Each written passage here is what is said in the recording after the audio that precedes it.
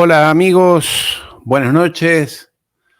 Siendo las 8 de la noche, 20 horas en Argentina y las 7 de la tarde en México, en Lima. No, perdón, las 6 de la tarde en México, en Lima, en diferentes zonas de América.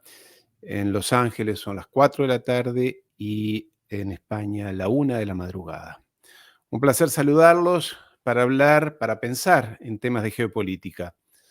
Hoy tenemos varios temas pendientes que hemos tratado en alguna emisión anterior y que hoy nos van a ocupar. Obviamente que el tema Ucrania, Zelensky, Putin, Rusia, Europa, son temas pendientes, dado que es lo importante que está pasando en estos días y que el mundo sigue alerta de esa evolución. Como siempre digo, no hablaré de temas militares porque no es de lo que yo sé, no puedo opinar sobre eso. La evolución de esa guerra horrible, que como siempre digo cuando hablo de temas de guerra, hay que hablar con mucho respeto, con mucha consideración, dado que no sabemos exactamente qué es lo que está pasando, qué es lo que sucede en cada uno de esos lugares. Y sobre todo, lo más importante es que una guerra implica muertes, implica destrucción, implica mutilados, etcétera, y son cosas demasiado terribles como para tratarlos a la ligera u opinando a la ligera, sin mucha información y sin mucho conocimiento, que no es mi caso, entonces prefiero abstenerme de hablar de esa manera. Evidentemente esta guerra ha tomado un curso diferente en los últimos días, en las últimas 10 días. El ejército ruso tiene un nuevo comandante que lo llaman Atila o algo por el estilo, un hombre que aparentemente tiene mucha experiencia y que respondería a algo que mencionamos en un video anterior, en el cual decíamos que nos parecía que se estaba prolongando innecesariamente esa guerra, innecesariamente, porque todos los expertos que hablan en serio y que conocen dicen que Rusia tiene toda la capacidad para terminar y ganar rápidamente esa guerra y que ese retraso en su decisión estaría provocando más desastres, más muertes, más mutilados, etcétera. Entonces, que aparentemente esa discusión interna dentro del Kremlin se ha ido resolviendo en favor, una vez más, entre comillas, de aquellos que proponían una resolución más rápida, más definitoria por parte de Rusia, y eso implicaba bombardeos masivos a las infraestructuras de Ucrania, sobre todo lo que tiene que ver con abastecimiento de electricidad, abastecimiento de medios de transporte, los trenes, las centrales eléctricas, los centros de comando, las decisiones, los puntos de decisión dentro de cada del ejército y de la política de Ucrania. Y aparentemente eso es lo que está pasando en los últimos días, en las últimas horas. Habrán visto esto de los drones y demás. Una vez más, no opino sobre la parte militar porque desconozco y no sé bien cuál es el alcance. En todo caso, quienes saben de esto, insisto, incluidos los responsables en Estados Unidos, en Europa, Rusia tenía o tiene todas las condiciones necesarias para rápidamente terminar con esa guerra, que es lo que todos deseamos y que haya paz de una vez. Para eso hace falta negociación y para eso hace falta eh, discusión en torno a una mesa para llegar a un acuerdo que sea satisfactorio para todos, o por lo menos que, lo más importante, deje de haber muertos. Pero han pasado algunas cosas y me voy a centrar principalmente, por lo menos en un principio, en lo que está pasando en Europa. En Europa está habiendo una crisis que todos ya sabemos, que hemos hablado, repetido, fruto de una altísima inflación, un altísimo problemas de desocupación, crisis financieras, los bancos, algunos bancos en Francia, en España, en el Reino Unido, en Suiza, increíble, pero en Suiza también, han circulado versiones de debilidad de bancos importantes allí en el continente europeo, resultado de una crisis que no empezó con la guerra de Ucrania. Yo mismo escribí un artículo antes del COVID, estoy hablando de fines del año 2019, en los cuales daba cuenta no inventaba nada, no estoy con esto pretendiendo ponerme como inventor o descubridor de una situación crítica, pero había muchos indicios para quienes estudiamos los temas geopolíticos, había muchos indicios de una grave crisis financiera que se estaba acumulando, que estaba como una olla a presión, sobre todo en Europa. No había que descubrir nada nuevo, lo digo como economista, lo repito hasta el cansancio. Cada vez que hablamos de economía, recuerdo, creo que es la bolilla 1, el tema 1 de un futuro economista cuando empieza en la universidad, es que emisión monetaria repercute en aumento de precios, en inflación. Parece casi que una ecuación básica, que en algunos casos tampoco es tan así, pero digamos que en principio en los últimos años se corrobora como así. Y lo que veíamos es que en los últimos años la Reserva Federal de los Estados Unidos, el Banco Central de Estados Unidos y el Banco Central Europeo venían emitiendo de manera masiva. Y eso, de alguna manera, en algún momento, tenía que repercutir en precios. En aquel momento, y por eso escribí la nota en 2019, no había indicios, la inflación estaba planchada, todo el mundo, y cuando digo todo el mundo me refiero a las grandes empresas y a los gobiernos, se endeudaban alegremente con tasas ínfimas, en algunos casos hasta negativas. Había gobiernos que se endeudaban sin pagar intereses prácticamente, y entonces claro, era la fiesta fácil, la fiesta gratis. Y esto, para quienes nos ocupamos de la economía, llamaba muchísimo la atención, y decía yo en aquel artículo del 2019 que algo estaba por pasar y que algo estaba por explotar, vamos a decirlo así. Lo que pasó, creo que fue al mes de escribir yo esa nota, empezó el COVID. Y yo escribí una nueva nota, allí apenas empezó el COVID, primeros días de marzo creo que fue, o fines de febrero, no recuerdo, en el cual decía, esta epidemia, esta pandemia mundial le viene perfecto a quienes dirigen el planeta, que ya sabemos quiénes son, porque con esto podrán tapar lo que se viene. Bueno, esto fue algo, algunos me dijeron de conspirador y demás, pero en la práctica lo ratifico. Que de alguna manera eso vino como anillo al dedo, la epidemia de COVID, para echarle las culpas de todo lo que se estaba acumulando, esa presión que se estaba acumulando, que eran indicios evidentes, ¿no? Yo estudié economía, pero aquel que prestara un poco de atención no necesitaba tener un posgrado en economía para saber que los indicios que había a la vista indicaban que algo se venía. Pero en fin, el COVID vino, pasaron esos 2 años y claro, después vino la guerra de Ucrania, que también vino a resolver, entre comillas, o enmascarar lo que estaba detrás de todo eso. Pero, como generalmente ocurren las cosas, los problemas aparecen por más que se los retrase, se los tape. El sol uno lo puede tratar de tapar con los dedos, pero en algún momento aparece. Y apareció. La crisis apareció en Europa, gravísima. Obviamente que uno lo escucha a Pedrito Sánchez, el presidente del gobierno español, a Macron, a algún primer ministro italiano, que han cambiado tanto que ya no sabemos ni quién, o lo mismo con Inglaterra, ya lo veremos. Pero a los jefes de gobiernos europeos, todos le echan la culpa de la crisis a Putin. Pobre Putin, yo no lo conozco, no tengo por qué defenderlo, pero realmente es culpable de todo lo que pasa en el planeta. Hasta las inundaciones de la India, yo creo que en algún momento él va a ser responsable.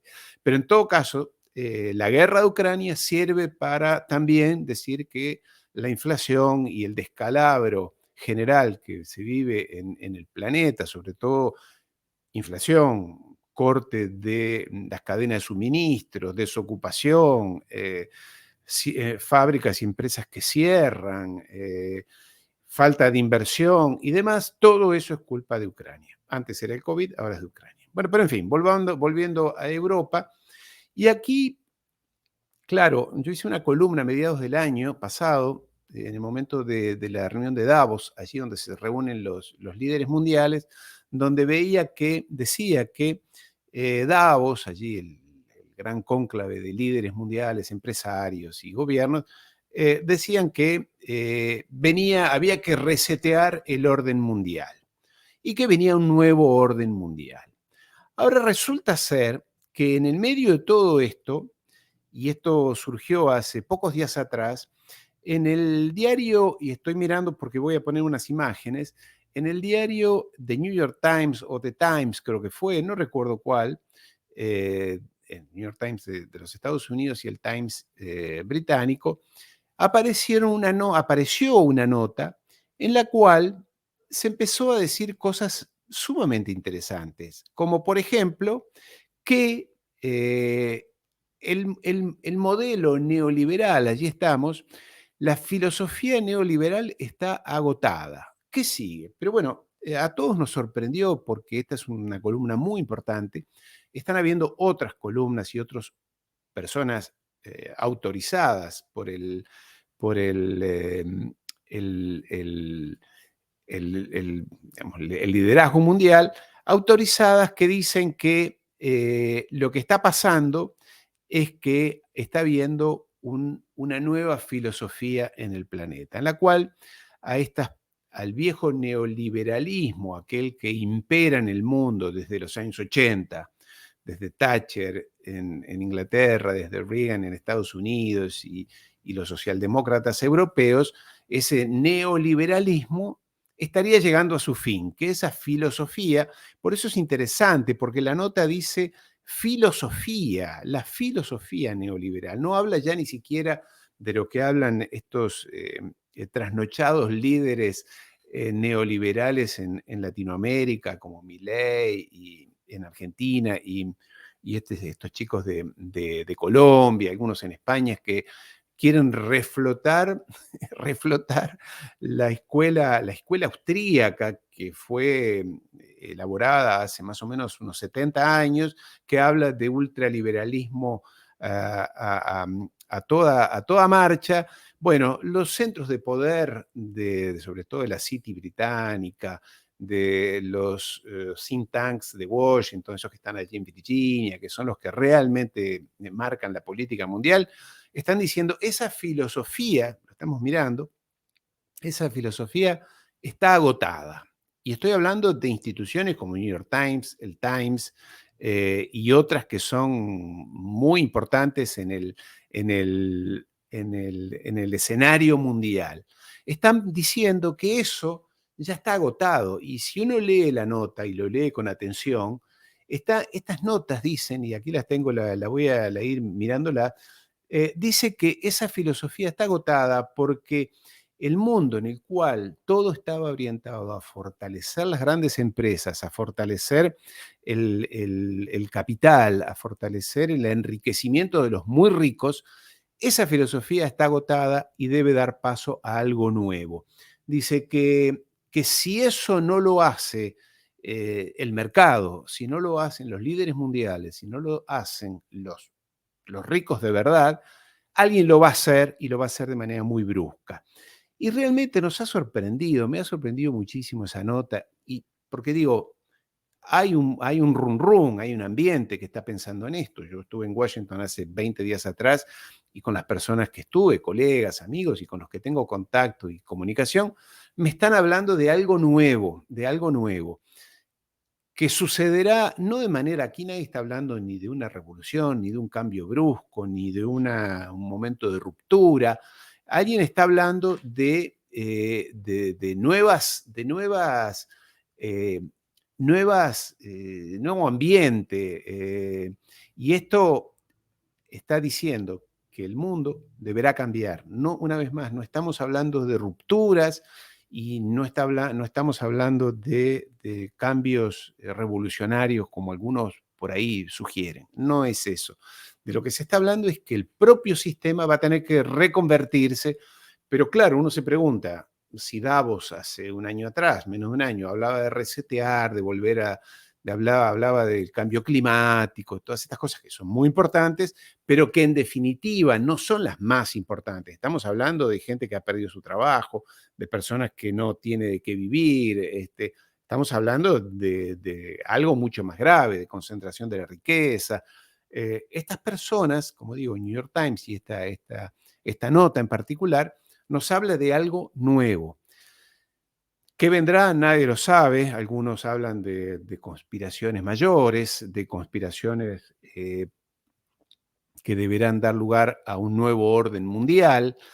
Y aquí hay que mirar con atención a una persona que yo he conocido, que he trabajado bastante cerca de él hace ya unos cuantos años, pero que es un hombre muy importante dentro del mundialismo o del gobierno mundial. Estoy hablando de este señor, que es un francés, Jacques Attali. Jacques Attali. Este hombre es un socialista, miembro del Partido Socialista, fue el asesor especial, así se llamaba, ese era su cargo, durante 10 años del presidente, el expresidente François Mitterrand en Francia, el socialista. Y este hombre era una persona muy importante, era más que un ministro, más que el primer ministro, era el brazo derecho, la mano derecha del expresidente Mitterrand. Este hombre es un escritor, además es un intelectual, él se ubica como intelectual, se presenta como intelectual, un hombre muy inteligente, extremadamente inteligente, que escribe más o menos un promedio de un libro por año sobre los temas más diversos, sobre cultura, arte, filosofía, pero sobre todo política. Y es un hombre que es consultado por todos los presidentes, todos en Francia, de un bando, de un partido como del otro. Y de alguna manera lo que se dice es que él es quien ha inventado, ha descubierto, ha inventado y ha puesto al presidente actual, Macron, quien todos sabemos que salió de una galera, nadie lo conocía, había sido ministro de Economía porque este hombre lo había sugerido. Su rol más importante es que en los últimos años había sido un ejecutivo, un directivo muy importante de la banca Rothschild. Es más, el señor Rothschild, cuando se le preguntó, dijo, sí, es una persona de mi absoluta confianza. Estoy hablando grupo Rothschild, que creo que es la potencia más grande del mundo, el banco, su familia, son poderosísimos. Bueno, este señor, y sigo hablando de Jacques Attali, es una persona que juega en las grandes ligas y habla solamente con los líderes de verdad del planeta. Es un hombre de la muy importante dentro de la colectividad judía francesa, y él es el que habla de mundialismo a ultranza. Viene el orden mundial, tiene que haber un gobierno mundial que tiene que dirigir los destinos de la humanidad, y él sugiere que la capital de ese gobierno mundial sea Jerusalén. Lo dice así, estoy transmitiendo todo lo que él dice a través de sus charlas y libros y demás. Ahora, este hombre ahora empezó, como también en esta tendencia que estoy mencionando, a reubicarse, porque claro, esto del orden mundial, Davos y demás, hay que ir reciclándolo a la nueva realidad post pandemia, post guerra, Ucrania, y post mega crisis como la que se está viviendo en Europa, en el mundo en general, pero hoy vamos a concentrarnos en Europa, donde están pasando cosas muy curiosas, muy curiosas.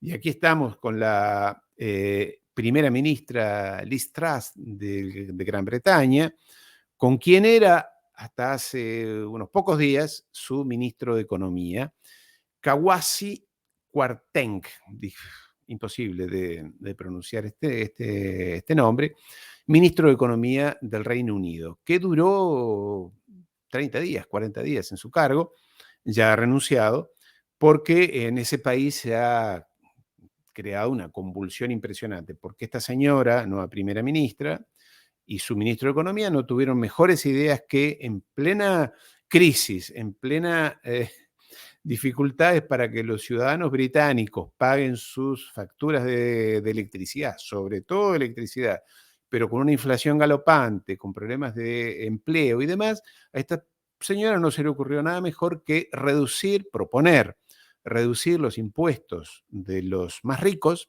Es obvio, esta gente son los herederos de Margaret Thatcher, viene del sector más conservador del partido Tory, del partido conservador británico. Dijeron, lo que hay que hacer es cortar más los impuestos a los ricos. Los ricos tienen que pagar menos impuestos. Por aquella hipótesis famosa de que cuando los ricos pagan menos impuestos, eso derrama en la sociedad, se vuelve a la sociedad en inversiones y en empleo. Como economista nunca se vio, nunca se comprobó, salvo en los Estados Unidos, donde ahí pasan cosas diferentes. Los Estados Unidos es un mundo aparte, es un universo aparte, es un planeta aparte. En el resto del planeta, cuando hay recortes de impuestos a los ricos la pasan mucho mejor, pero eso no implica que haya ni más empleo, ni más inversión, ni mucho menos nada de eso. Sí hay inversión financiera, desde ya, hay negocio financiero.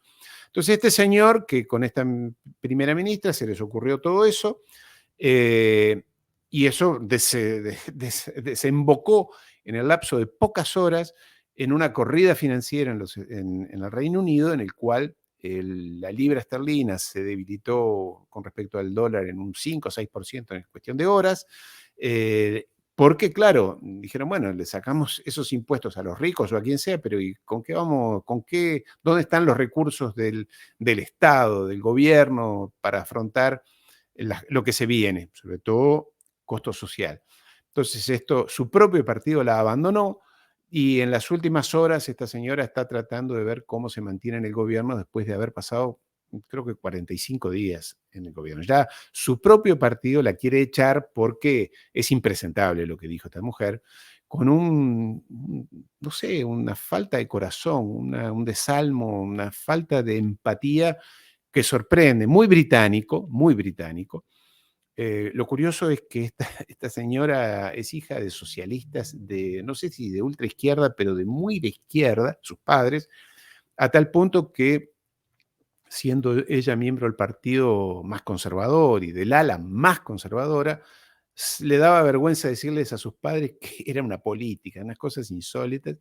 Me imagino la cara que tendrán sus padres, no sé si viven, pero teniendo una hija que está a la derecha de Margaret Thatcher, a la cual ella dice que admira y es su prototipo de político. Bueno, y este señor, bueno, que duró, ya digo, unos pocos días, fue sucedido por un nuevo ministro que dice que, bueno, que no va a sacar el impuesto a los ricos, porque si no, el Estado quedaría sin fondos. Porque claro, lo que está pasando ahora es que todos los bancos centrales, como decía, están peleando contra la inflación con la receta clásica, y yo como economista debo decir que el sistema capitalista realmente no termina de asombrarnos. Yo soy economista e historiador, o sea que le doy a la economía también una visión histórica, y me sorprende que pasan las décadas y no se les ocurre nada nuevo. En este caso, hacen lo único que saben hacer. Hay inflación, entonces aumentamos las tasas de interés para que tú, yo, las personas, las empresas, no podamos sacar créditos. Es decir, y por consiguiente nos mantengamos con un nivel de consumo bajo. Es decir, dicen, hay inflación porque aumentan los precios. Entonces, para que los precios bajen, tú y yo tenemos que consumir menos. Los autos los carros, coches dejarán de encarecerse en la medida en que no los compremos. La ropa será más barata en la medida que no la compremos, y así con los alimentos. Lo que pasa es que se olvidan que el 85% del sistema capitalista está basado en el consumo de las personas, en nuestro consumo.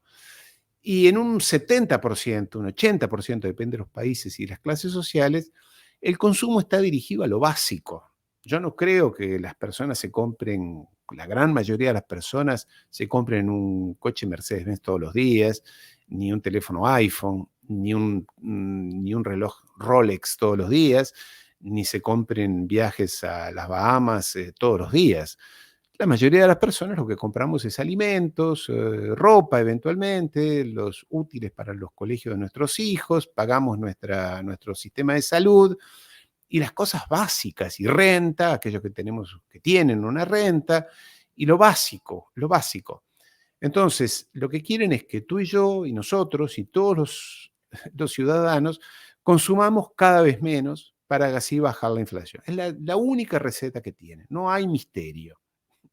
Sorprende, pero yo que he estudiado 9 años de economía, realmente me hubiera alcanzado con un tutorial de YouTube para entender qué debíamos hacer qué debía hacer el gobierno. O sea, para ser ministro de Economía hubiera alcanzado, como digo, un simple tutorial de YouTube. Pero en fin, en esas estamos y en eso le está pasando a el Reino Unido, que ya no sabe para dónde agarrar. Lo cierto es, y hay que decirlo, no nos olvidemos, que el Reino Unido es el principal instigador, principal gestor de la guerra con Rusia, de la guerra en Ucrania. Son ellos los que más han alentado a Zelensky, son ellos los que más quieren esta guerra, como hicieron en la Primera Guerra Mundial y en la Segunda Guerra Mundial. Lo que el Reino Unido y también los Estados Unidos desde ya, pero son los británicos, créanme que son los británicos los verdaderos cerebros de todo esto.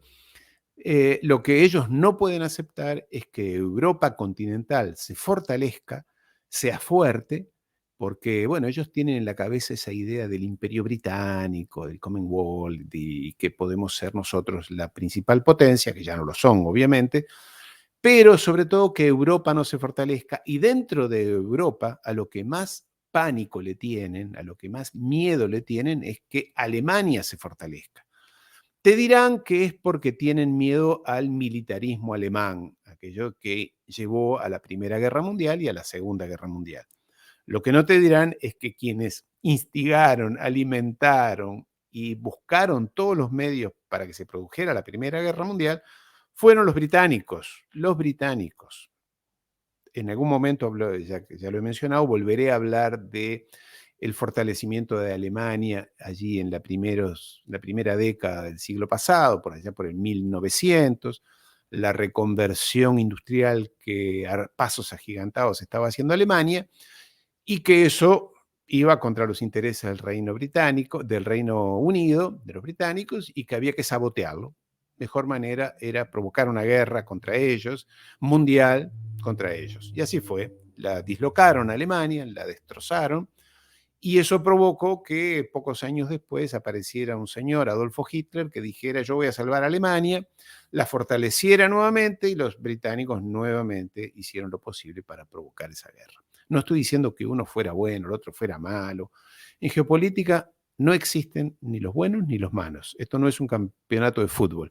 Son intereses. Cada país defiende sus intereses con los recursos y las armas que tiene. Los británicos, como buenos piratas, son especialistas en dividir y reinar. Y reinarás. Dividir y generar enfrentamientos, generar hostilidad, generar división.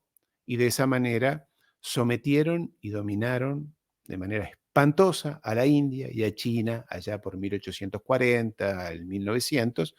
Hicieron su imperio en base a dividir, confrontar. Lo hicieron en América Latina, provocando las supuestas luchas independentistas, la supuesta independencia, tema que trataré en otra ocasión, con sus chicos aquí en Latinoamérica que les servían de mano de obra, de peones, que les movían sus fichas. San Martín en Argentina, Bolívar en Venezuela, O'Higgins en Chile, y tantos otros supuestos independentistas. Es otro tema, pero es un tema muy polémico. En fin, volviendo al Reino Unido, está en una crisis tremenda, sumido, como digo, en inflación. Ahora viene el problema del costo del invierno, de la energía, va a ser espantoso, va a ser realmente muy complicado, y Europa la va a padecer. Como ya lo están padeciendo algunos otros presidentes en allí. Bueno, decía, en este caso voy a terminar con el Reino Unido, que a esta mujer, que después de haber renunciado su ministro de Economía, en el día de hoy le han renunciado, entre ayer y hoy le renunciaron 2 nuevos ministros, la ministra del Interior, del Interior y el ministro de no sé cuál otro cargo tenía, también renunciaron, todos de su propio partido, porque, claro, se ven venir la crisis que se le viene a este gobierno, que sus propios partidarios no la apoyan, ya quieren que se vaya.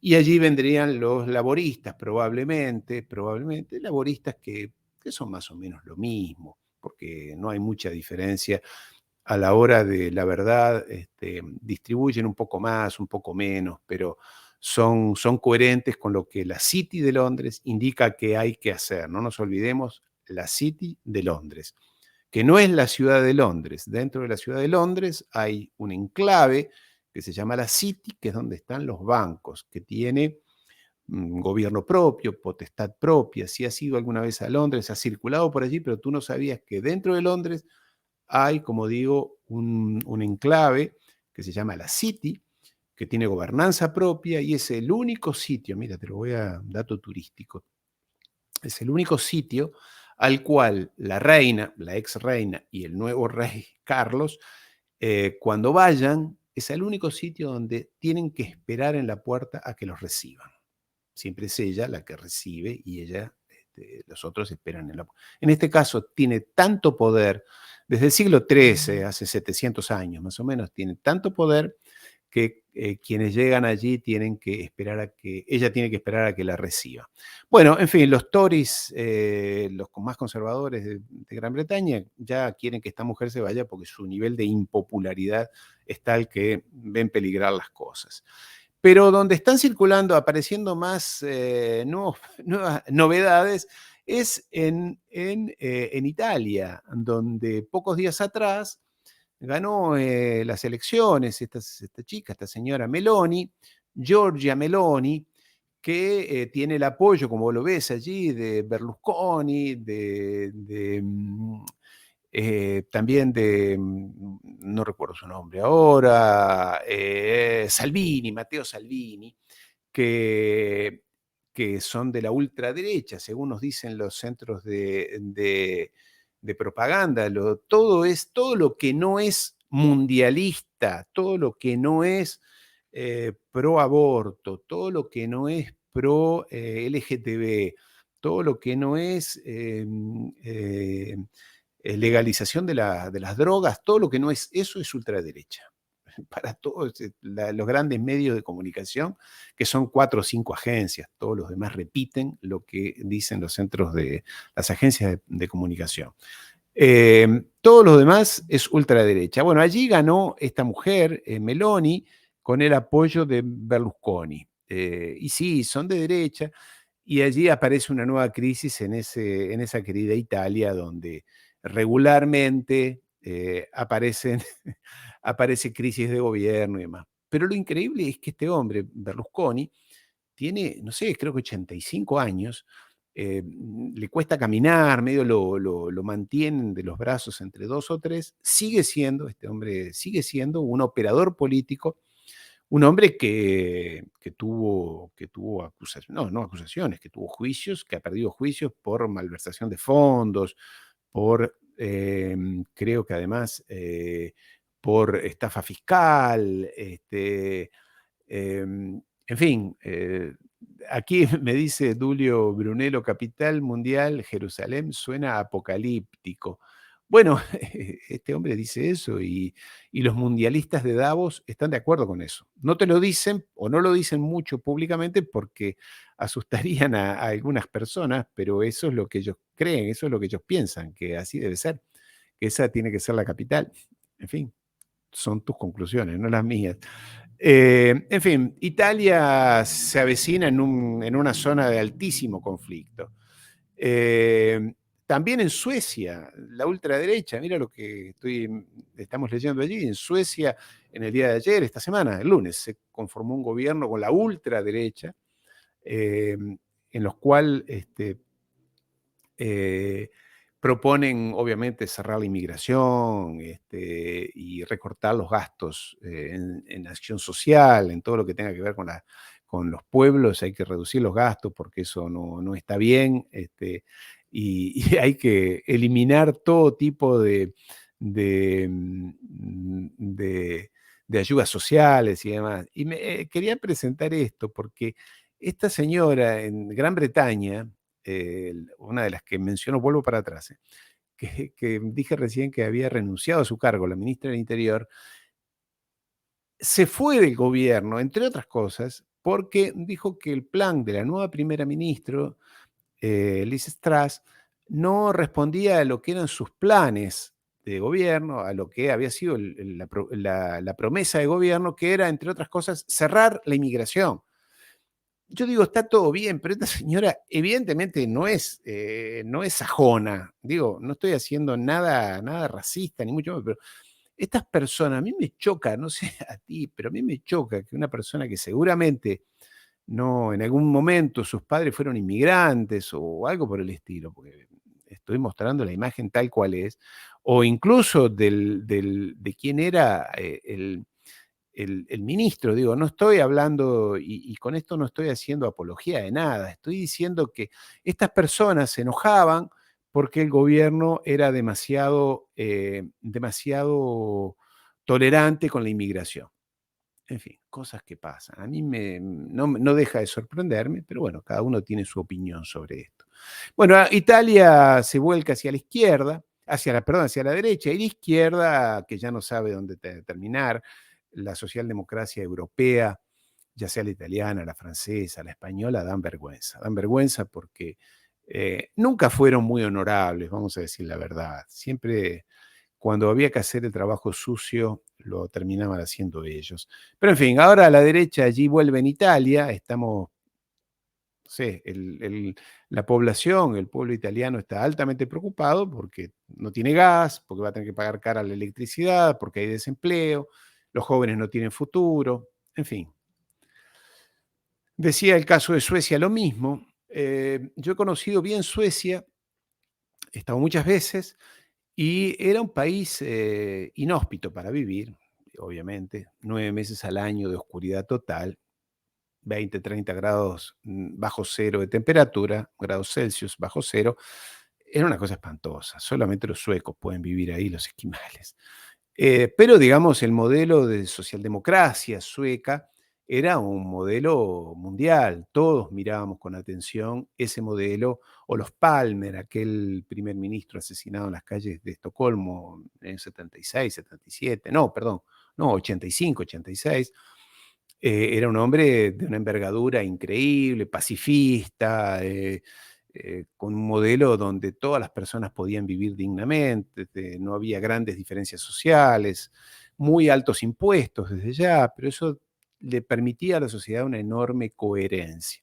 Bueno, Suecia ya no es más eso, es de ser un país pacifista y tolerante, se ha convertido en uno de los principales aliados de la OTAN, guerrero contra Rusia, contra quien venga, rearmándose en contra de cualquier política social. Eso es Suecia hoy. En fin, las cosas han cambiado, a veces uno se decepciona, y la socialdemocracia colaboró en ese sentido, ¿no? Bueno, pero otro que la está pasando mal, o que la va a pasar mal aún más, es Macron en Francia. Estos días ha habido muchísimas manifestaciones. El lunes o martes hubo un paro general que fue acatado más o menos, pero fue masivo. Hubo más de 200 manifestaciones populares en todo el país y piden lo mismo que piden en Alemania, que piden en España, en Holanda, no en Holanda, en Bélgica, en Italia.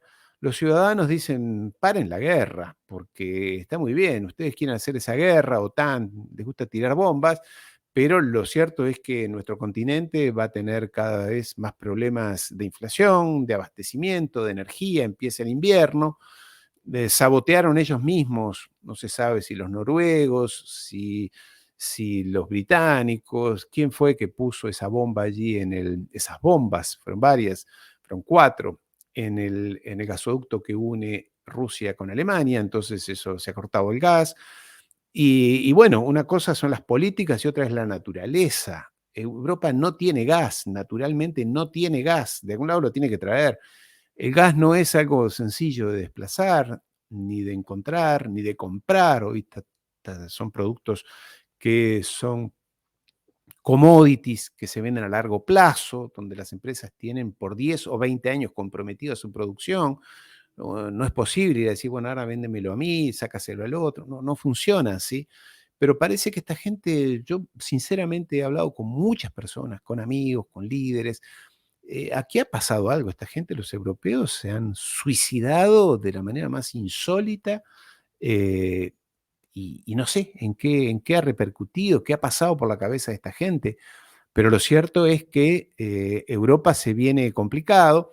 En el caso de Francia, donde los sindicatos siguen siendo muy poderosos, han propuesto una huelga de abastecimiento de gasolina, de combustible para las estaciones de servicio. Entonces no hay gasolina, la gente se pelea porque no hay, está racionada, sobre todo en la mitad norte de Francia, París y los alrededores, pero ya en otras ciudades también. Entonces hay problemas sociales, hay descontento. Y Macron, que recordemos, muy democrático, que da lecciones por el mundo y dice las cosas que hacen mal otros gobiernos, recordemos que en las manifestaciones de los chalecos amarillos, justo antes de la pandemia, también le vino bien la pandemia a Macron y a los gobiernos europeos, les vino bien la pandemia. Yo no sé, no quiero ser conspirador ni conspirativo porque no corresponde. Pero en fin, les vino bien esa pandemia. Recordemos que a Macron en las manifestaciones de los chalecos amarillos usó mano dura, muy dura, tan dura que en las manifestaciones creo que 30, 40 personas perdieron por lo menos un ojo, otros perdieron manos, otros fueron duramente castigados, golpeados, encarcelados, procesados judicialmente, manifestantes comunes, sencillos, nada, no terroristas, nada de ISIS ni nada por el estilo, ciudadanos que se manifestaban y que protestaban. Entonces, la democrática y querida Francia respondió con mano muy dura. Entonces, Macron, que es un hombre, como digo, de Rothschild, la familia Rothschild, de la máxima confianza de la familia Rothschild, lo ha dicho el señor Rothschild, no lo digo yo, lo dice el señor Rothschild, es de mi máxima confianza. Este señor Macron eh, respondió con mano dura en aquel momento y ahora se enfrenta a otra escalada, ya no digo de violencia, porque lo que menos queremos es violencia, pero claro, la gente, las personas no pueden pagar los costos de la vida, ya no digo de lujos, porque en Francia más de la mitad, en Europa, más de la mitad de los asalariados, más de la mitad ganan el salario mínimo, que depende de los países, está en 1.500 o 1.700 euros. Si tú estás en un país de América Latina o de Hispanoamérica, quizás te parezca mucho dinero. Para Europa eso alcanza para el mínimo, pero mínimo, mínimo. Comer lo más barato, ningún producto de lujo,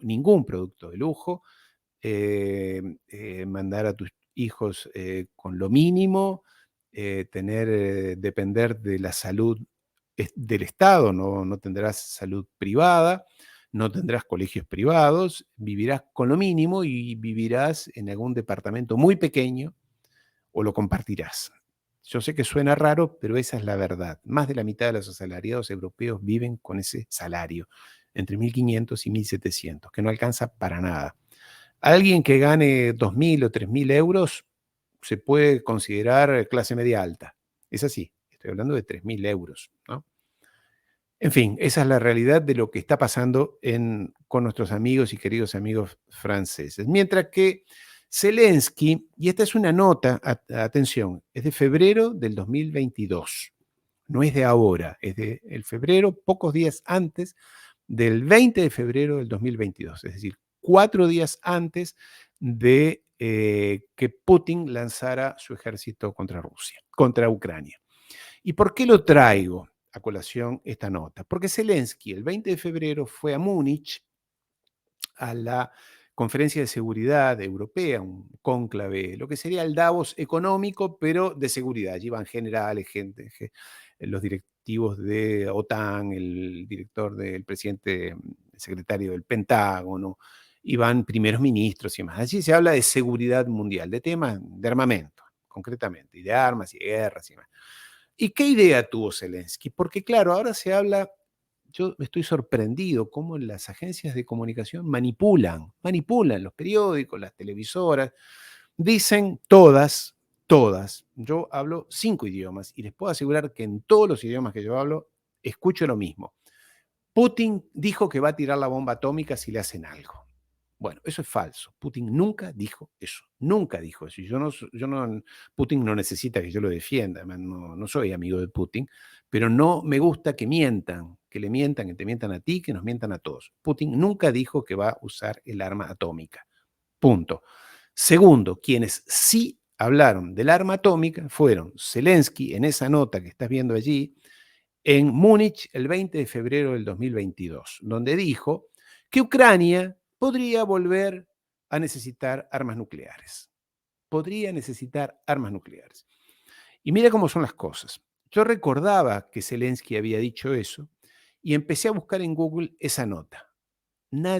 Esos dichos de él, nadie lo recoge, ni el País de España, ni Le Monde de Francia, ni New York Times de los Estados Unidos, ni The Guardian en Inglaterra, en América Latina nadie, ni el Clarín de Argentina, ni el Mercurio de Chile, ni ninguno. Nadie habla de eso, pero sí lo dijo y ahí está. Después encontré el documento interno del Consejo de la Conferencia de Seguridad donde dijo específicamente, y lo dijo públicamente, no es que, pero eso hay que ocultarlo. Hay que decir que Putin es el que dijo que va a tirar la bomba atómica y tú tengas miedo y los europeos están temiendo que le tire la bomba atómica. Cuando el único que habló, fueron dos, ahora te voy a hablar del otro, en esos días fueron Zelensky y Jean-Claude Le Drian, que era el canciller francés. Canciller de Francia, el ministro de Relaciones Exteriores de Francia, en esos mismos días dijo que por ahí habría que considerar que Ucrania tenga bombas atómicas si viene la invasión de Rusia. Según dicen en el Kremlin, fueron esas dos declaraciones las que desencadenaron la operación especial, como dice Putin o dicen los rusos, en Ucrania. Fue eso lo que desencadenó que Rusia se decidiera a entrar en Ucrania, porque dijo, si estos, además de querer traerme la OTAN a la frontera, cosa que ya estaban, el ejército de Zelensky ya estaba cada vez más cerca, y que la OTAN ingresara, y ya me están hablando de bombas atómicas, esto hay que terminarlo. Entonces, los que hablaron de eso fueron Zelensky y los franceses, el ministro de Relaciones Exteriores francés. No es que lo dijo cualquiera en un arrebato, un opinólogo, no. Lo dijeron dos. Este hombre fue a pedirles a la OTAN y a Occidente que habría que pensar en armas nucleares. Está dicho ahí, lo puedes leer. Reconsiderar su renuncia a las armas nucleares, porque Ucrania, que era el depositario principal o muy importante de las armas nucleares en la época de la Unión Soviética, cuando se produjo su independencia, y en el 91, después en el 94, Ucrania transfirió todo su arsenal nuclear, que era enorme, se lo dio a Rusia, se lo devolvió a Rusia y dijo, se firmó la convención, el acuerdo de 1994, en el cual dijo, no vamos a tener armas nucleares. Pero Zelensky dice, vamos a reconsiderar esa posibilidad. Estaría bueno que tengamos armas nucleares. Y lo ha seguido diciendo desde entonces. Lo que pasa es que los medios de comunicación no te lo dicen y te lo ocultan. Dicen que Putin es el malo. Los medios de comunicación, sobre todo norteamericanos, todos los días hablan de armas nucleares. Como una psicosis. Están preparando la psicosis. No estoy diciendo ni creo que venga una guerra atómica, pero ya que hablamos de armas nucleares, sería bueno recordar, y aquí es importante ponerlo sobre la mesa, ¿dónde están las armas nucleares? ¿Dónde hay armas nucleares en Europa? Por lo menos las conocidas. Las hay en Alemania, las hay en Italia, las hay en Italia hay 2 bases de armas nucleares norteamericanas, las hay en Bélgica y las hay en Holanda. Estamos hablando de bombas nucleares norteamericanas. Los norteamericanos tienen en estos países donde te estoy mencionando, en Turquía, Italia, Alemania, desde ya, Holanda y Bélgica hay armas nucleares norteamericanas. A esto habría que agregarle las armas nucleares que tiene Gran Bretaña y Francia, que también se agregan a eso. Y este es el mapa de las armas nucleares en el planeta. Ahora, ¿para qué crees tú que estaban preparadas las armas nucleares, tanto en Italia, en Francia, en Inglaterra, en Alemania, en Holanda, en Bélgica? ¿Contra quién apuntan? Desde hace 60 años, 70 años que están allí. Este es el escenario de las bombas nucleares que circulan por el mundo. Son cifras aleatorias, estoy hablando, como en el caso anterior, de fuentes, está desde el Departamento de Estado de Defensa allí en Estados Unidos, está asociaciones como Armas y Control, la Asociación de Armas y Control de Armas, la Federación Americana de Científicos, el Departamento de Estado, en fin, y otras organizaciones mundiales. No estoy diciendo, esto no es un gráfico que inventé yo, están allí, son los que estas personas dicen que hay.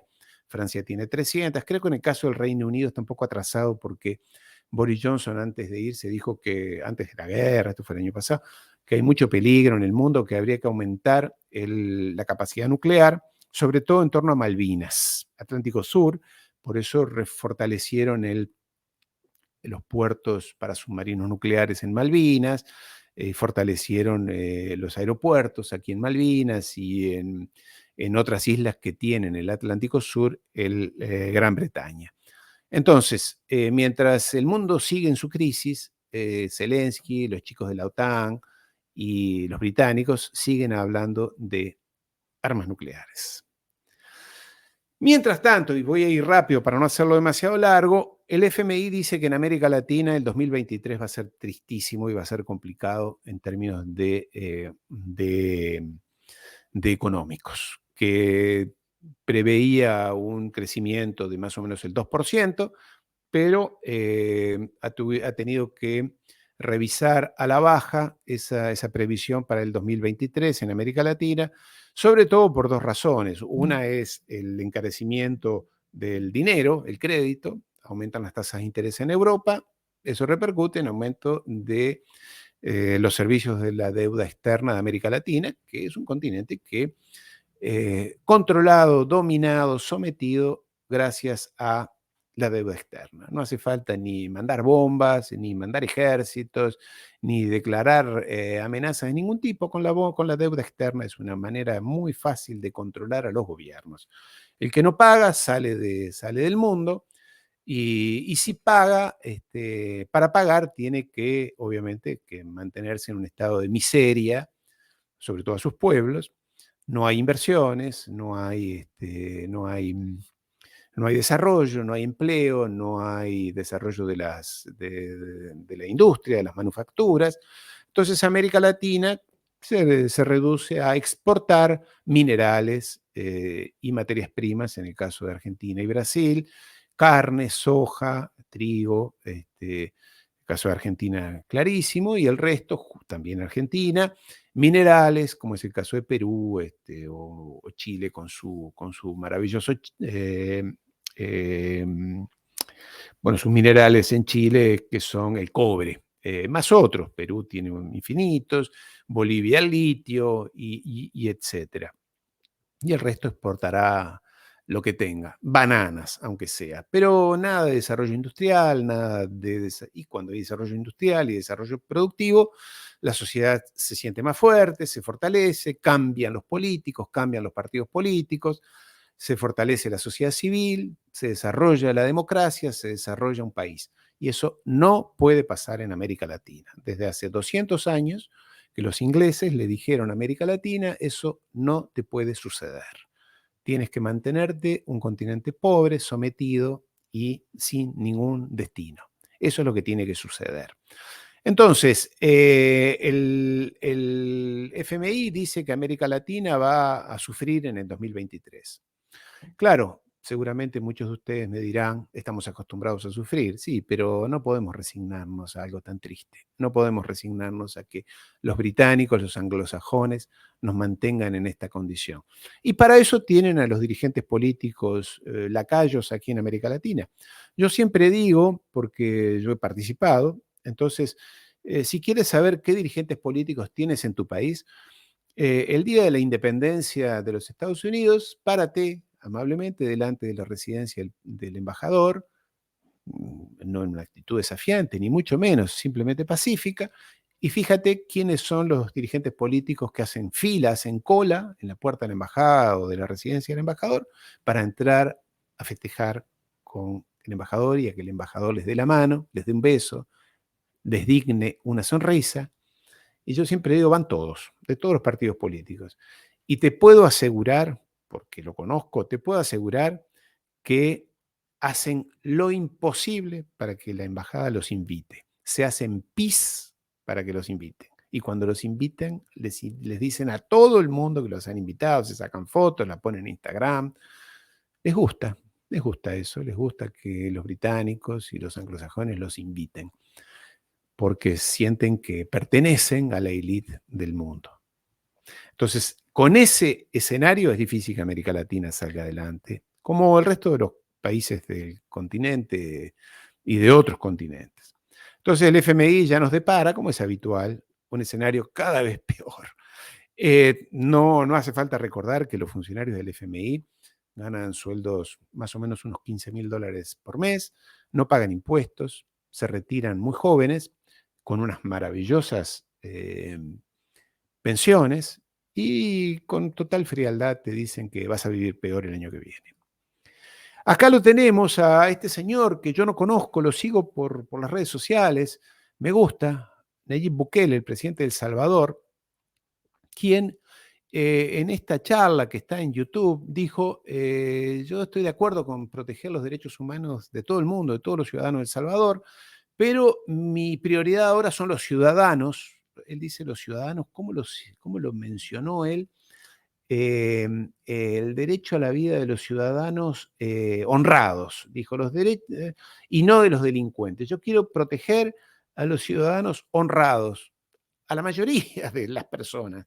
Entonces, claro, aquí se le vino toda la opinología del mundo, donde se lo acusa de que él, digo, Soros, Rothschild y demás, toda esta gente que quiere socavar al mundo occidental cristiano y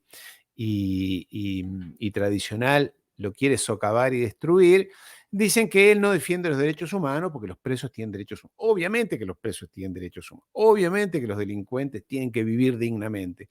Pero es difícil para un presidente convivir con pandillas como las maras que tiene El Salvador, que se las mandó a Estados Unidos. Después otro día hablaré sobre el tema de las maras.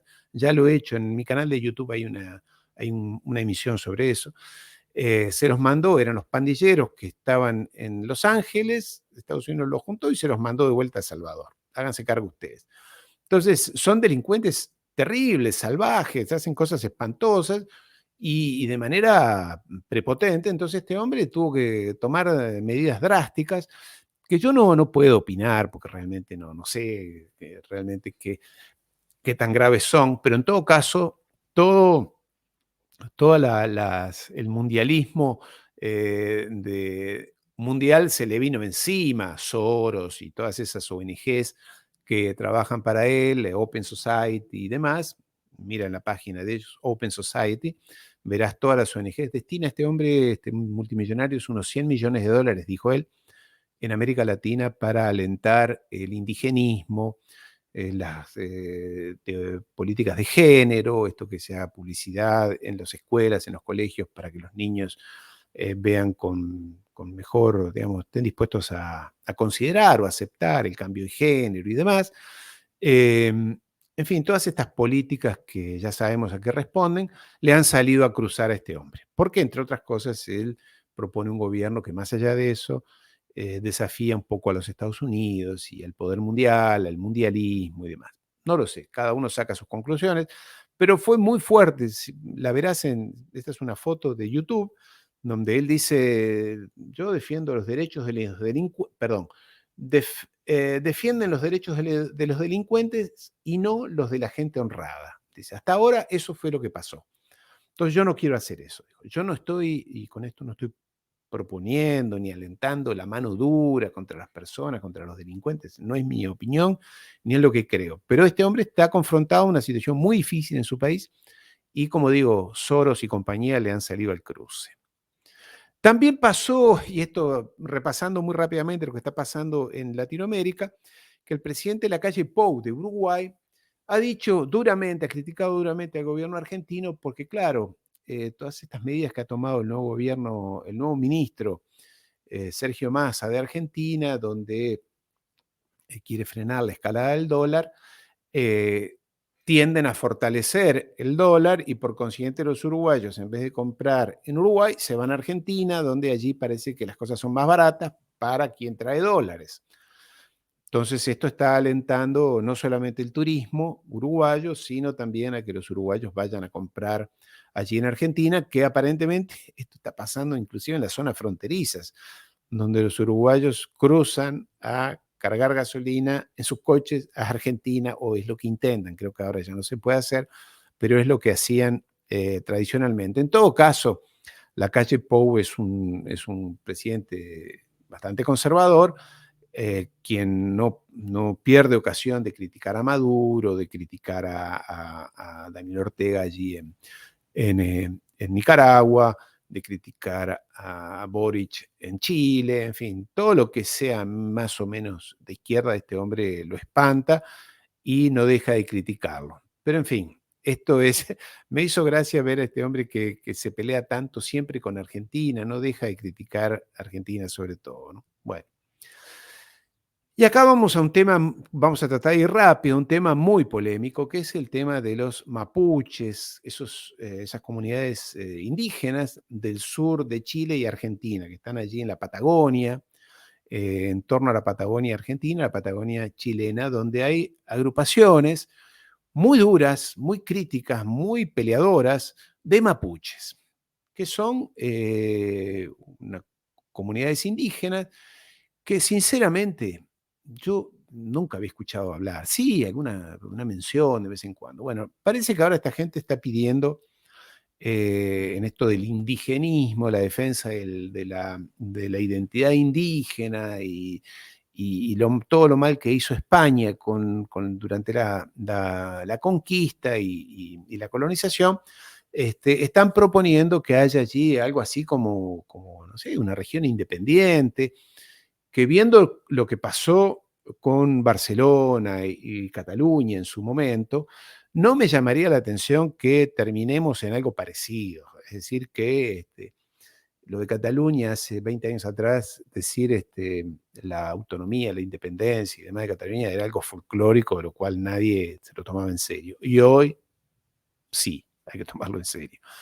Y que con esto pase lo mismo. En primer lugar, lo que llama la atención, por lo que dicen, es que estas agrupaciones en realidad tienen su sello, son un sello que no tiene ninguna representación real, que verdaderos indígenas hay muy pocos, que los líderes no lo son, y que la principal asociación que los defiende tiene su base o su sede en Londres.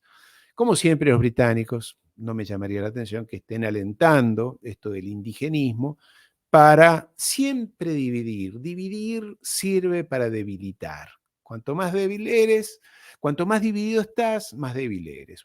Una familia dividida, peleada, todo contra todo, no llega a ningún lado. Una ciudad, lo mismo, un país mejor y un continente donde estén todos peleados, confrontados, discutiendo, les viene bárbaro y les viene genial a los británicos, sobre todo a los británicos que han inventado esto de divide y triunfarás.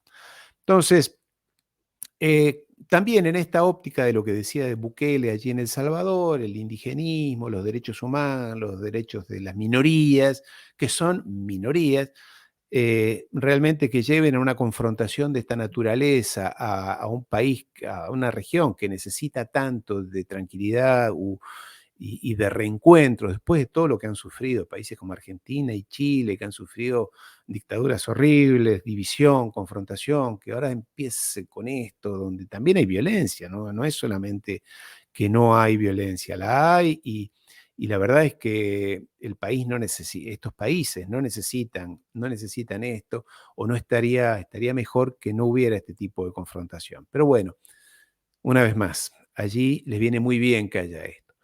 Y Paraguay, me ha sorprendido esta noticia, refugio para el crimen organizado internacional.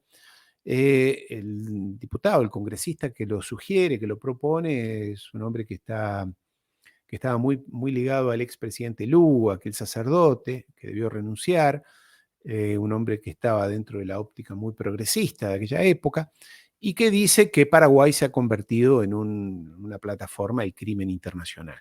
Esto es algo que se habla desde siempre, y sobre todo en esa región bueno, primero en su propia capital, en Asunción, donde aparentemente hay mucho delito, es una zona donde ha pasado dictaduras muy fuertes, como era la del general Stroessner, no sé, 40 años, horrible, donde justamente se apoyaban todo tipo de delitos y crímenes.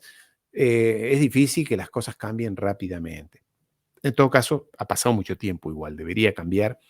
Pero bueno, parece ser que siendo el Paraguay un país con una gente maravillosa, pero bueno, aparentemente, según este señor, sigue siendo una plataforma de muchísima corrupción, donde 3 o 4 familias dominan todos los negocios, legales e ilegales, como pasa en casi todos los países de América Latina. Nadie puede creer que el Chapo Guzmán o Pablo Escobar, o eso sale en las series de Netflix, nadie puede creer que esos señores que eran ignorantes, sin ninguna inteligencia especial, pudieran convertirse en líderes de mega organizaciones internacionales donde no solamente y no principalmente se trataba de vender cocaína o exportar drogas, sino que se trataba principalmente de reciclar dinero, miles de millones de dólares de dinero. Eso no lo hace, créanme que no lo hace el Chapo Guzmán, no le daba la cabeza para hacer nada de eso. Pero las series de Netflix y demás nos pintan eso para ocultar lo que había atrás. Detrás de todo eso lo que había eran personas muy bien educadas, formadas en los mejores colegios del planeta, las mejores universidades, incluida Harvard y demás, que son empresarios, familias, empresarios muy respetables, pero que son los que realmente están detrás de ese negocio, tanto en el norte como aquí. Pero en fin, Paraguay, sí, Paraguay lamentablemente se habla mucho siempre de la triple frontera, esa zona entre ese rincón muy bonito, allí entre Brasil, Argentina y Uruguay, Argentina, Brasil y Paraguay, esa triple frontera donde los servicios de inteligencia de todo el mundo dicen que allí se recicla dinero y sobre todo dinero para el terrorismo islámico, que el ISIS recicla dinero de allí. Lo que pasa es que hay una fuerte comunidad em, eh, de árabes de diferentes países, hay muchos sirios, hay libaneses, y yo no sé si es cierto o no, imagínate que yo no puedo opinar sobre eso, pero en fin, se dice que ellos son los responsables de financiar en parte el terrorismo, eh, pero nadie tiene certezas. En todo caso, eh,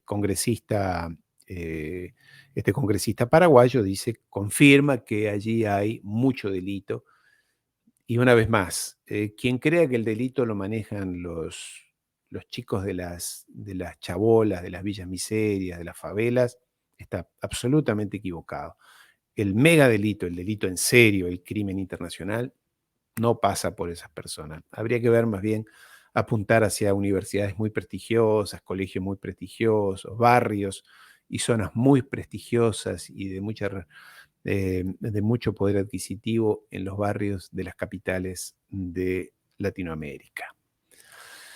Bueno, y aquí es una nota, lamento que diga Falklands, debería decir Malvinas, pero es un periódico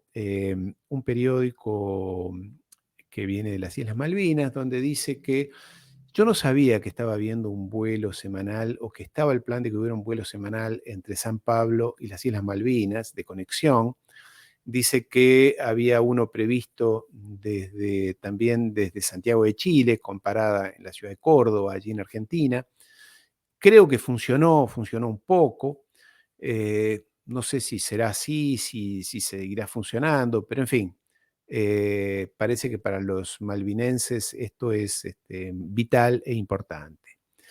Y acá, siguiendo con Malvinas, un legislador de allí, de un Kelper, un legislador de Malvinas, ciudadano malvinense, británico por consiguiente, con una ciudadanía rara, porque los británicos tampoco los quieren, los tienen como, ellos se sienten británicos, pero los británicos te aseguro que los tienen como ciudadanos de segunda, por consiguiente no tienen la plena ciudadanía británica, no, son ciudadanos de segunda para los británicos. Bueno, ellos se sienten como si lo fueran. Entonces este señor fue a Londres, y esto fue hace pocos días, y lo que me llamó la atención, y por eso lo traigo, dijo que ratificó a su regreso que todos los partidos políticos, laboristas y conservadores, allí en el Reino Unido, le ratificaron que van a defender a las Malvinas y que las Malvinas son de los malvinenses, y insistió en una frase que, por eso lo traigo, dijo que allí le ratificaron su intención de defender el derecho a la autodeterminación del pueblo de Malvinas. Y que como ellos han dicho muchas veces que quieren ser británicos, pertenecer al Reino Unido, ellos allí en Londres les van a defender ese derecho, porque el derecho a la autodeterminación del pueblo es fundamental para los políticos británicos. Ahora, a mí me parece bárbaro, pero bárbaro, no sé, pero no entiendo por qué no le reconocen el mismo derecho a los ucranianos que han decidido ser parte de Rusia. Crimea en el 2014, 2015, votó, los ciudadanos de Crimea votaron en el 2014, 2015 en un referéndum limpio, no hubo violencia, esto de que Rusia la anexó de manera violenta no ocurrió, eso te mienten una vez más, no ocurrió ni un solo disparo. Y que los ciudadanos de Crimea decidieron ser parte de Rusia. Y por consiguiente Rusia dijo, bueno, si ustedes quieren ser parte de Rusia, la incorporo. Y ahora pasó lo mismo semanas atrás, hace un mes, cuando los ciudadanos de Donbass, esa región, ese tercio del territorio ucraniano, decidieron en un referéndum que hubo veedores internacionales. Claro, no estuvo Biden allí, no estuvo Macron. Todo lo que ellos no hacen no tiene valor. Pero en fin, los pobladores, los ciudadanos, en un 90% más o menos, dijeron que querían ser rusos. Autodeterminación. Entonces, de este lado, los británicos dicen, no, entonces a ellos no los reconocemos. Pero pongámonos de acuerdo. Si los ciudadanos, los habitantes de las Islas Malvinas, que están a pocos kilómetros de Argentina y a 15.000 kilómetros de Reino Unido, o de Gran Bretaña. Si estos ciudadanos quieren ser parte del Reino Unido, ustedes los reconocen. Ahora, los otros del otro lado, no hay reconocimiento posible. Entonces, ¿en qué quedamos? ¿Hay derecho a la autodeterminación? ¿Sí o no? ¿O depende de cómo me gusta o cómo me conviene? Con los franceses pasa lo mismo. Pero en fin, este señor dice que le ratificaron, que los aman a los malvinenses, y que critica muy duramente este señor. Dice, Argentina cada tanto reclama por su derecho sobre las Malvinas. Claro, lo que no dice este señor es que los británicos están reforzando, como dije, las bases militares allí en Malvinas para recibir sobre todo submarinos nucleares. Entonces, ¿qué hace Argentina? ¿Qué hizo Argentina? Lo único que puede hacer, protestar ante Naciones Unidas mandando una carta. No tiene armas nucleares, no tiene ejército potente como sí lo tiene Rusia, a quien durante 8 años le dijo, no me pongan bases nucleares o no me abran la OTAN aquí a 300 kilómetros de Moscú, y como no le prestaron atención, avanzó sobre Rusia, sobre Ucrania. Argentina no puede hacer eso, tiene bases nucleares aquí nomás, pero no le gusta, no le gusta. Como seguramente no le gustaría a los Estados Unidos tener armas nucleares, no sé, en Tijuana, rusas, ¿no? Allí en Tijuana o en Monterrey o en la frontera sur de su país, que no creo que les gustaría. Como no les gustó en el 62, cuando Rusia casi le pone misiles nucleares en Cuba, y fue la famosa crisis de los misiles. En fin, y bueno, para terminar, para ir rápido, ya se ha ido un poco extenso, veo esta nota, que hayan los restos de un submarino alemán de la Segunda Guerra Mundial frente a Necochea. Necochea es una ciudad que queda al sur de Argentina, no es Patagonia eso, creo que no es la Patagonia. Lo que está en la nota, y por esto más allá de lo anecdótico de encontrar un submarino hundido allí, es que por lo que se lee en la nota, no había ningún registro de que submarinos alemanes hubieran estado por esas aguas en aquel momento, y lo que dice la nota es que en aquel momento hubo datos, información de los pobladores de la región que denunciaron que había luces, que había gente circulando, que había vehículos que se movían bultos en aquel momento, que alguna gente aparecía allí, rubios, altos y que hablaban otro idioma, y que llegaban allí personas que después no se supo qué pasó. Esto era aparentemente a fines del año 45, y digo esto fines del 45 teniendo presente lo siguiente, que fue a fines del año 45 cuando, sobre todo los Estados Unidos, Canadá, absorbieron a líderes nazis y a científicos nazis. Recordemos, y no me cansaré de decirlo, que la NASA, la famosa NASA, la que pone cohetes en la Luna, utilizó a los grandes científicos alemanes, aquellos que habían desarrollado el cohete V1 y V2 en la época de Hitler, tenían la mejor tecnología, la mejor ciencia aplicada, se los llevaron, no los mataron, no los mandaron a Nuremberg, se los llevaron a Estados Unidos y son quienes fueron la base científica, el cerebro de la NASA.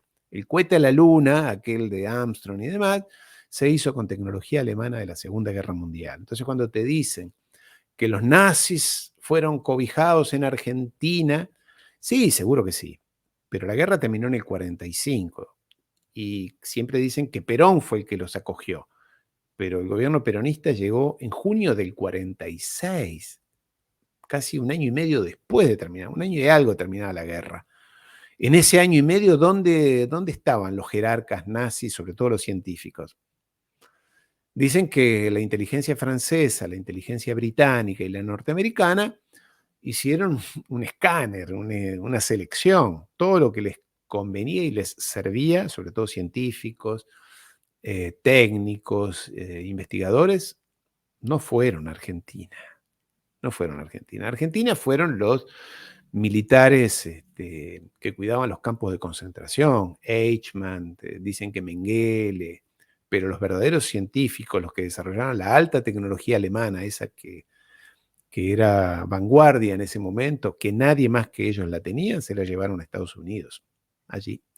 En fin, esto es lo que dice la nota, que muchas personas habrían bajado de varios buques y submarinos, de los cuales este en particular había sido hundido, se lo hundió especialmente, los propios marinos lo hundieron para no dejar trazas.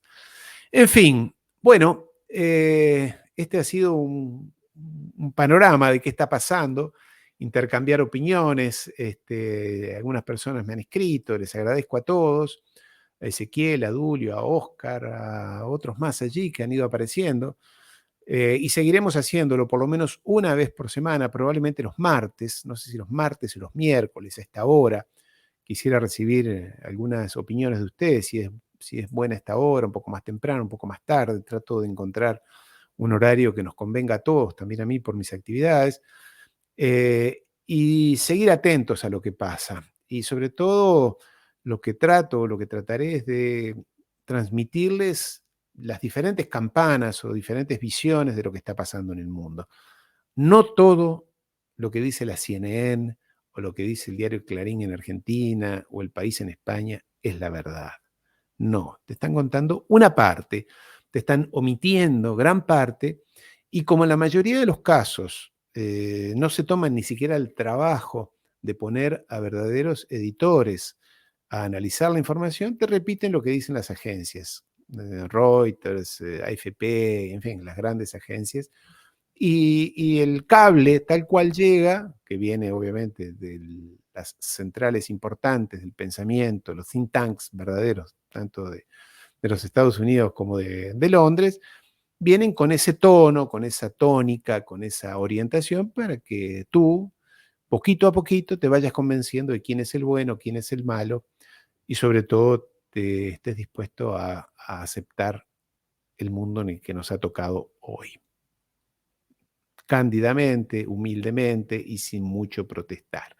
Que seamos ciudadanos obedientes y los dejemos a ellos porque dicen ellos que estamos en buenas manos. En fin, no es mi opinión. Un saludo, muchas gracias y nos vemos muy pronto. Me gustaría recibir mensajes de ustedes, qué días y horas les parece que es el mejor momento. Un saludo. Igual esta comunicación estará grabada y saldrá por las redes sociales. Un saludo.